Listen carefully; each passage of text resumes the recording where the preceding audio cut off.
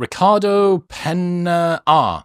Tips for being more positive and optimistic, being less of a hater. That's a great question, and I appreciate that you asked it, because I think a lot of people revel in their negativity, and being positive online is very rarely rewarded. If you look at all of the top comments, unless they're really funny, they're almost always like a piss take. It's either clapter, funny, genuinely, or some sort of a piss take. So tips for being more positive and optimistic: just be around people that are positive and optimistic.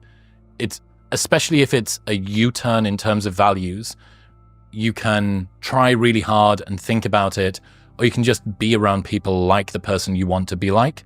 And that's a much quicker route, I think,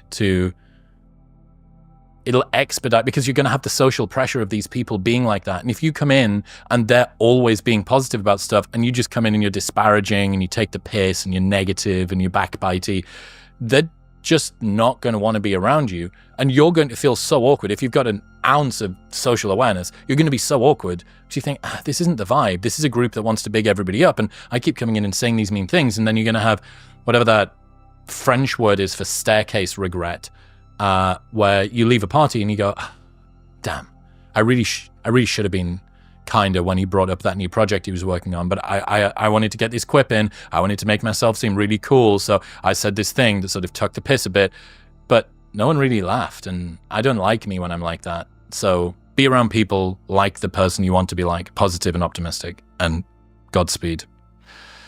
Congrats, Chris. Well deserved. And thank you for your fantastic content. Thank you.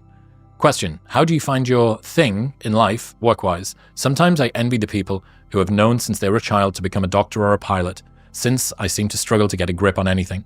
My problem is that I get super into something and feel like it lasts for a few days or a week, and then come up with a new thing again. My ultimate goal would be to just enjoy my time, not to reach for fancy things. At the moment, I have a decent job, but everything feels too normal and sort of boring. Yeah, I feel this sense of envy toward people that kind of had that path, because when you know that you've got drive, but you're permanently being distracted and you're grasping and you're moving between lots of different things, it feels like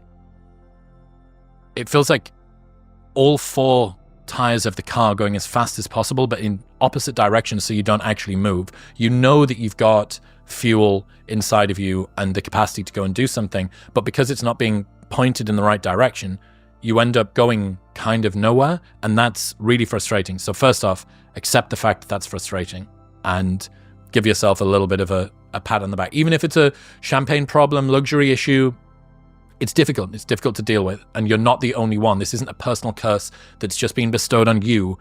This is, as far as I can see, an endemic part of being an individual who is maybe competent at a bunch of different things, and also interested in lots of different things. And that is something to be proud of. That's something that you can use.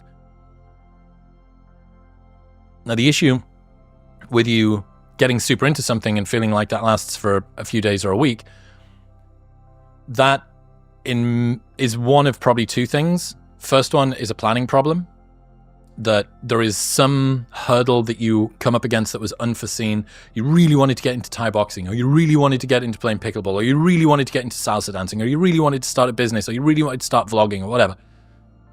But you didn't foresee some issue with one of those things, structurally, operationally, in terms of the way that it's implemented into your schedule, or what it's going to take out of you, or the sacrifices you're going to have to make. So maybe you can get around that from a planning perspective. Sit down. Here's my inspiration. I'm excited, but hold on. What are the prices I'm going to have to pay? How am I going to make sure that I can keep at this? Then the second part would be just not being distracted and actually committing and using some discipline. So if you decide this is the thing I'm going to do, set a time. I would suggest 30 days, and then I would suggest 3 months. Those would be the two blocks. Something that's a bigger commitment, like something that has longer term sort of validity, creating a Substack. Let's say that you want to write. Maybe I should be a writer. I've always kind of liked writing. I'm going to start a Substack. You need to do that once a week for 3 months. But if it's, I'm going to try out Barry's boot camp or this new workout class or something, you can probably get away with doing that once a week for 4 weeks and then go, Barry's wasn't it, but maybe Orange Theory, or maybe Solid Core, or maybe whatever, CrossFit. BJJ. You can move through those things more quickly, but set yourself a time and don't quit before that. Plan, use the enthusiasm to build the plan. Doesn't need to be super complex. Just what would make this succeed? What would make this fail? Why do I want to do it? 3 questions. Next thing, commit to a time. Minimum of 1 month, up to a maximum of probably 6 months. I would suggest 3 months. Reassess at the end of that. And don't change and don't stop. Alan Wixted 91992. Have you ever bitten off more than you can chew work-wise? Literally my entire working life.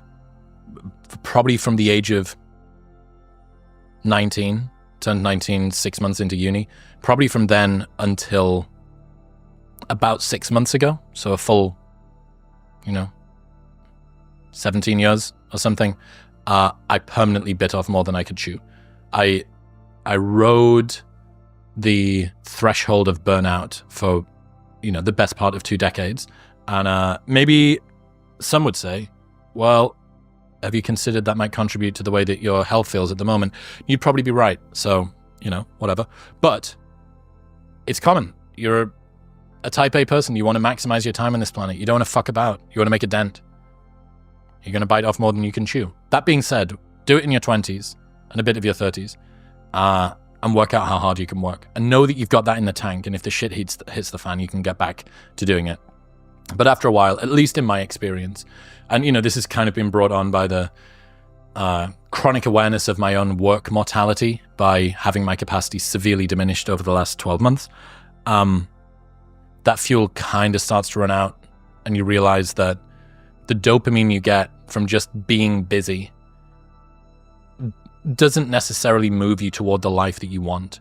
That what you're doing is you're healing existential loneliness and a need to feel important and a need to feel like you're making progress by being busy but not doing things that matter. And that's a very dangerous situation to be in, because you can create an addiction to the dopamine of pressing enter on the email, and none of the emails that you've sent for the last hour actually move you any closer to the life you want. They don't actually even do anything for the business that you're working on or the project that you're trying to achieve. They've just kept you busy. And sure, there's worse ways that you can distract yourself with drugs and junk food and stuff like that. But dopamine's a hell of a drug as well. So yeah, be careful with it.